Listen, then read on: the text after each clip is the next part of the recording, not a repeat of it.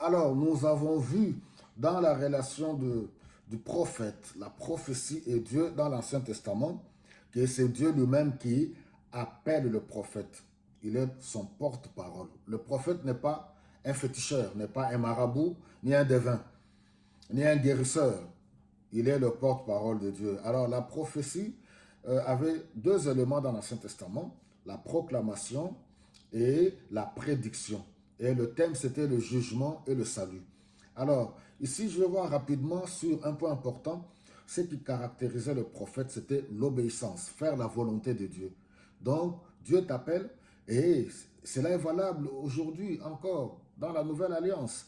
Si je vis, ce n'est plus moi qui vis, c'est Christ qui vit en moi, nous dit Paul dans Galates chapitre 2, le verset 20, sauf erreur.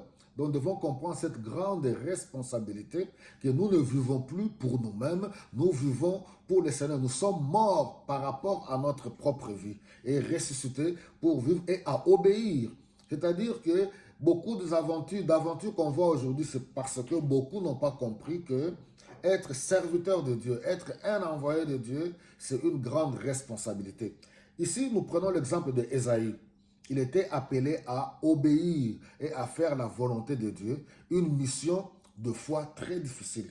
Ésaïe chapitre 20, le verset 3. À l'époque de la prise d'Asdod, le Seigneur parla par la bouche d'Ésaïe, voilà 3 ans, dit-il, que mon serviteur Ésaïe se promène sans vêtements ni chaussures. C'est un signe, un présage qui concerne l'Égypte et l'Éthiopie. Vous pouvez lire à partir du premier verset. Le contexte est que Dieu veut faire tomber un jugement sur l'Éthiopie et l'Égypte, les ennemis de son peuple. Alors son serviteur doit transmettre ce message.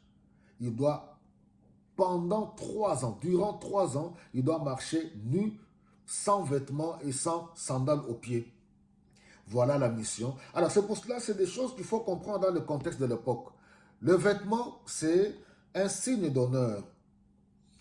Vivre sans vêtements, vivre nu, marcher nu, c'est un déshonneur, c'est l'humiliation.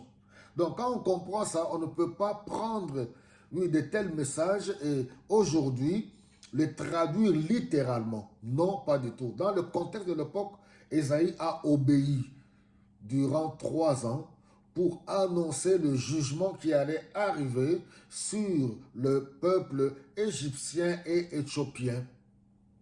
Que le Seigneur nous aide. Je ne sais pas quelle est la mission que Dieu peut te confier aujourd'hui. Nous savons que la mission que nous avons aujourd'hui, c'est d'aller annoncer la bonne nouvelle de Jésus-Christ. Quelle grâce!